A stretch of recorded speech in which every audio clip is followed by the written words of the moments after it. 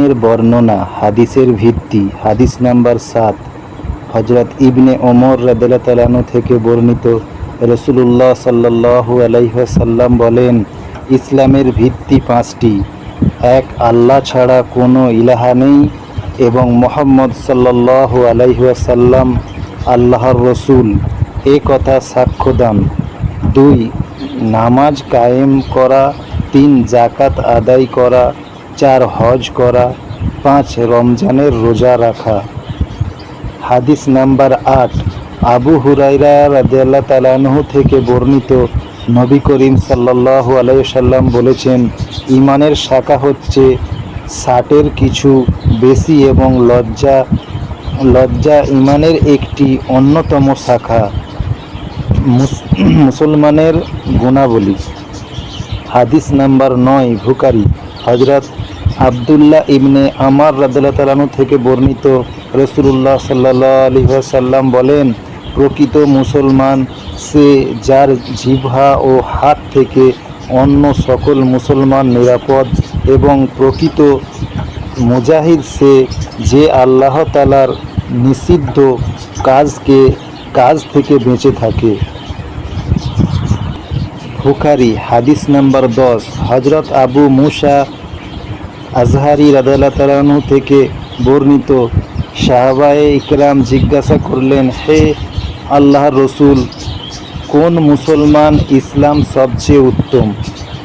তিনি বললেন, ওই মুসলমানের ইসলাম সবচেয়ে উত্তম যার জিহ্বা ও হাত থেকে অপরাধ মুসলমানগণ নিরাপদ থাকে।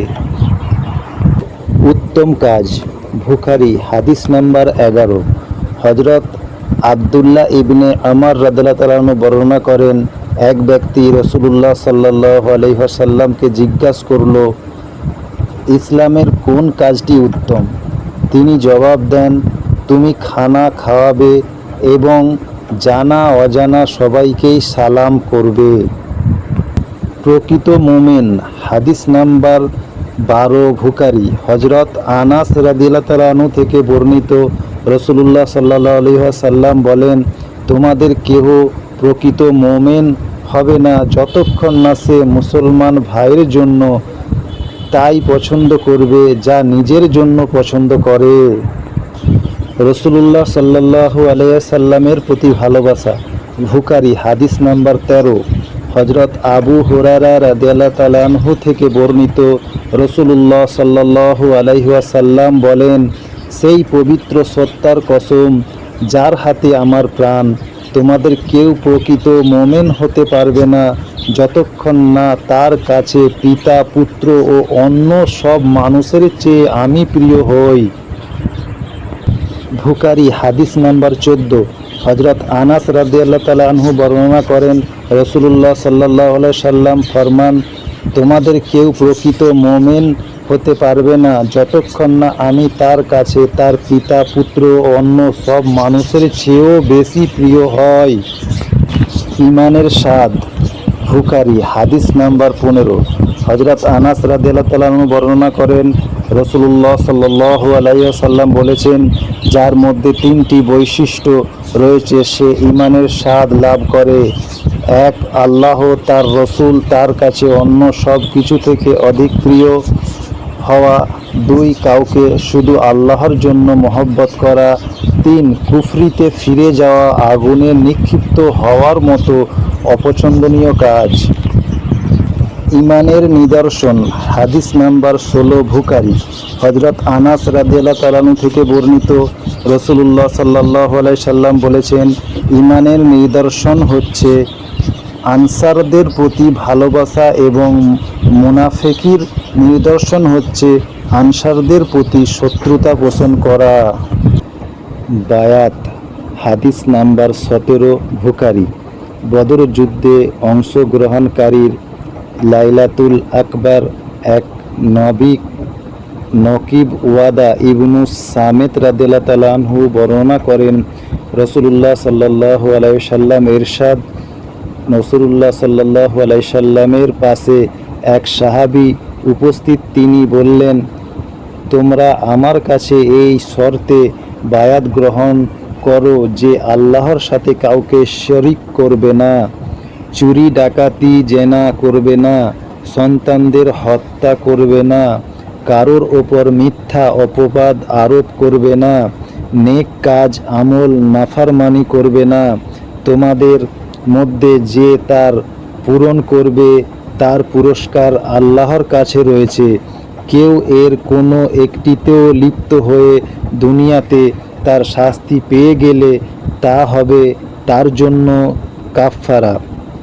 আর কেউ এর কোনো একটিতে জড়িয়ে পড়লে এবং আল্লাহ তা গোপন রাখলে সেটা আল্লাহর ইচ্ছাধীন। তিনি ইচ্ছা করলে মাফ করে দেবেন অথবা শাস্তি দেবেন। আমরা এর ওপর বায়াত গ্রহণ করি। ফিতনা থেকে দূরে থাকা। হাদিস নাম্বার 18, বুখারী। আবু সাঈদ খুদরি রাদিয়াল্লাহু তাআলা আনহু থেকে বর্ণিত, রাসূলুল্লাহ সাল্লাল্লাহু আলাইহি সাল্লাম বলেন, এমন সময় খুবই নিকটবর্তী যখন ছাগল হবে মুসলিমের উত্তম সম্পদ। এটা নিয়ে সে পাহাড়ের চূড়ায় ও বৃষ্টির পানির স্থানে চলে যাবে। নিজের দিন নিয়ে সে ফিতনা বা বিশৃঙ্খলা থেকে দূরে পালিয়ে যাবে। বুখারী। হাদিস নাম্বার 19, হযরত আয়েশা রাদিয়াল্লাহু তাআলা আনহা থেকে বর্ণিত, তিনি বলেন, রাসূলুল্লাহ সাল্লাল্লাহু আলাইহি সাল্লাম যখন লোকদেরকে কোনো কাজের হুকুম দিতেন তখন এমন কাজের হুকুম দিতেন যা করার সামর্থ্য তার রাখত। একবার তারা সাহাবীরা বললেন, হে আল্লাহর রসূল, আমরা তো আপনার মতো নয়। আল্লাহ তো আপনার আগের ও পরের সব ত্রুটি ক্ষমা করে দিয়েছেন, কাজেই আপনার চেয়ে বেশি ইবাদত করা আমাদের কর্তব্য।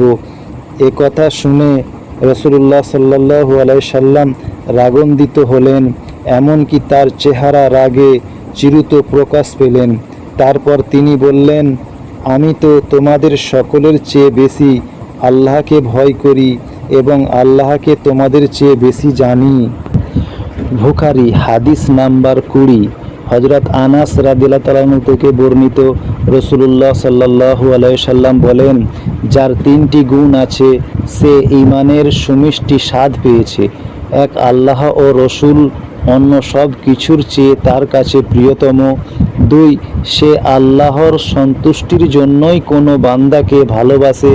3, সে ব্যক্তি আগুনে নিক্ষিপ্ত হতে যেমন রাজি হয় না, তেমনি আল্লাহ তাকে ঈমান গ্রহণের মাধ্যমে কুফরি থেকে মুক্তি দানের পর পূর্ণবান কুফরির মধ্যে ফিরে যেতেও সে তেমনি রাজি হয় না। ঈমানদারদের পরস্পরই শ্রেষ্ঠত্ব। হাদিস নাম্বার 21, বুখারী। হযরত আবু সাঈদ খুদরি রাদিয়াল্লাহু তাআলা আনহু থেকে বর্ণিত, নবী করিম সাল্লাল্লাহু আলাইহি ওয়াসাল্লাম বলেন, জান্নাতীরা জান্নাতে এবং জাহান্নামীরা জাহান্নামে প্রবেশ করার পর আল্লাহ বলবেন, যার অন্তরে সরিষা পরিমাণ ঈমান আছে তাকে জাহান্নাম থেকে বের করো। তখন তাদেরকে কালো অবস্থায় বের করে হায়াত বৃষ্টি কিংবা হায়াতে নবজীবন নদীতে ফেলে দেওয়া হবে। তার এতে স্রোতে ধারে যেমন ঘাসের বীজ গজায় তেমনি সুন্দর হয়ে উঠবে। তুমি কি দেখোনি উক্ত বীজের গাছগুলো হলুদ রং এর মতো তাজা ও ঘন হয়ে অঙ্কুরিত হয়?